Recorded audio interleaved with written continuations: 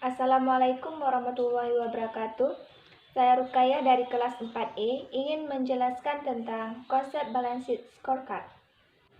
Lantas, apa sebenarnya balance sheet scorecard itu?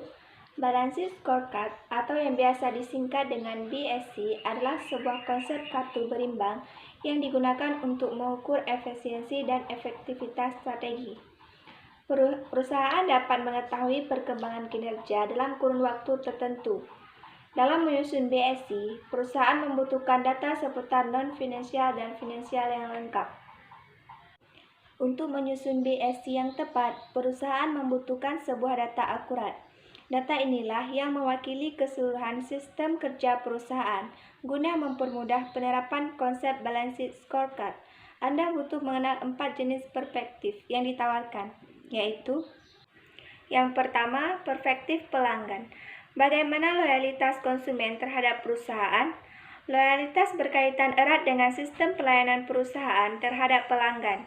Jika pelanggan merasa pelayanan yang diberikan maksimal dan baik, mereka biasanya akan bertahan. Bila terjadi sebaliknya, pelanggan akan lebih memilih perusahaan lain yang dinilai bagus dari segala aspek. Dalam perspektif pelanggan, tolak ukur utama adalah peningkatan jumlah pelanggan serta omset yang didapatkan. Yang kedua, perspektif proses bisnis internal. Pemimpin perusahaan harus terjun langsung mengawasi kondisi internal. Sinergisitas dan kinerja setiap unit kerja menjadi tolak ukur utama. Hal ini membantu Anda menilai sejauh mana peraturan perusahaan dijalankan. Membaiknya lini internal akan berpengaruh pada upaya peningkatan angka penjualan dan jumlah pelanggan dalam satu periode. Secara tidak langsung, Anda tengah meningkatkan keuntungan perusahaan dengan menyasar pasar. Yang ketiga, perspektif keuangan. Perhitungan laba dan biaya produksi mempengaruhi penerapan konsep BSC. Perusahaan harus memastikan sistem keuangan tetap stabil. Supaya strategi yang diterapkan berhasil, debit dan kredit harus ditulis secara detail dan rumit untuk memudahkan pihak keuangan mengamati kemajuan perusahaan. Dalam perspektif keuangan, ada 3 tolak ukur yang digunakan. Ketiga tolak ukur itu adalah adanya peningkatan produktivitas seiring penurunannya seluruh biaya, peningkatan pendapatan selama bisnis berjalan, dan mengoptimalkan strategi investasi diikuti aset yang turun optimal. Yang keempat, perspektif pembelajaran dan pertumbuhan. Pada perspektif ini, karyawan menjadi tujuan utama. Bagaimana cara perusahaan mempertahankan loyalitas para karyawannya? Keberlangsungan perusahaan sangat bergantung pada kinerja para karyawan. Karyawan pula lah yang nantinya membangun perspektif keuangan dan pelanggan. Selanjutnya, balance sheet scorecard sebagai IT manajemen strategi. Balance sheet scorecard sudah berevolusi dari yang asalnya hanya merupakan sistem pengendalian kinerja, sekarang menjadi sebuah sistem manajemen strategi.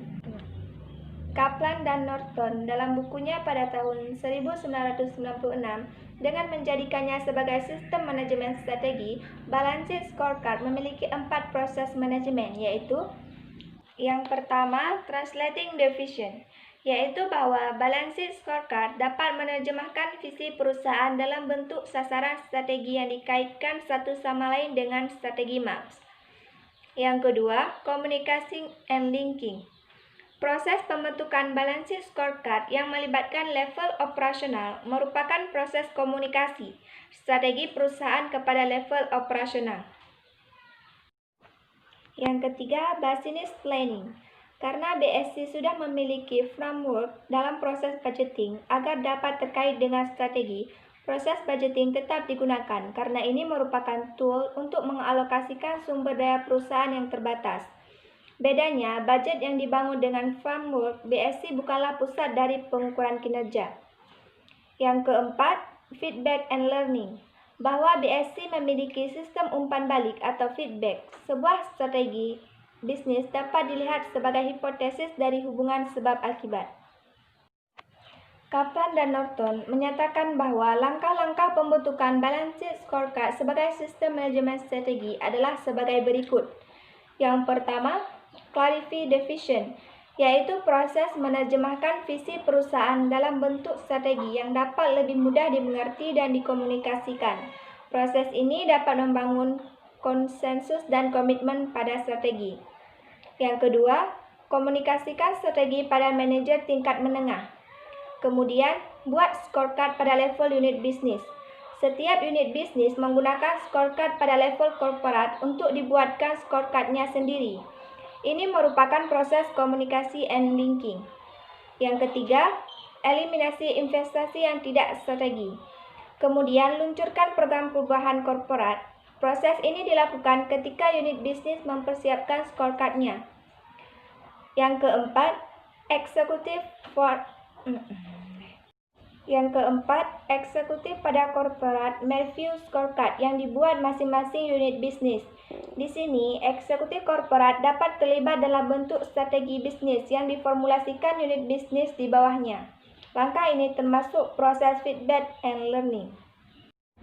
Yang kelima, refine the vision. Di sini diidentifikasikan scorecard yang melibatkan antar unit bisnis yang masih belum tercantum pada scorecard korporat. Ini sebagai masukan dan perbaikan scorecard korporat. Proses ini kembali merupakan translating the vision. Yang keenam, mengkomunikasikan balance sheet scorecard kepada seluruh pihak di perusahaan.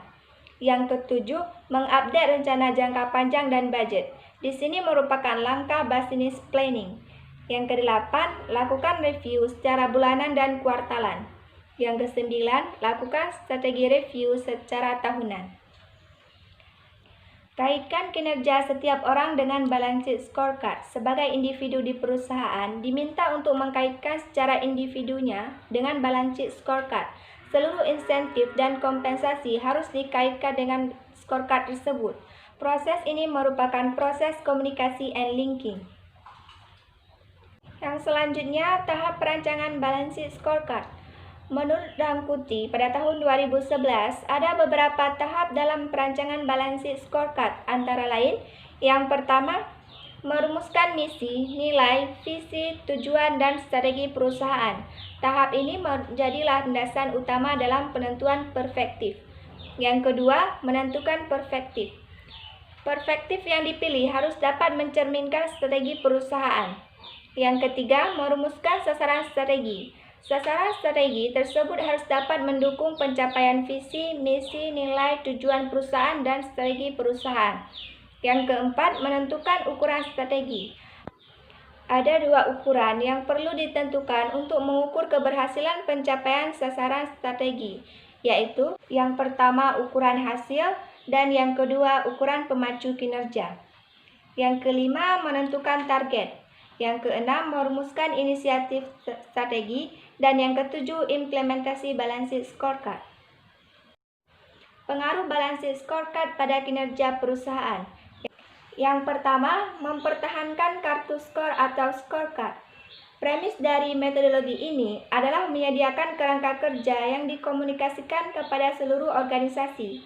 Kartu skor harus berkelanjutan dan mudah diluncurkan.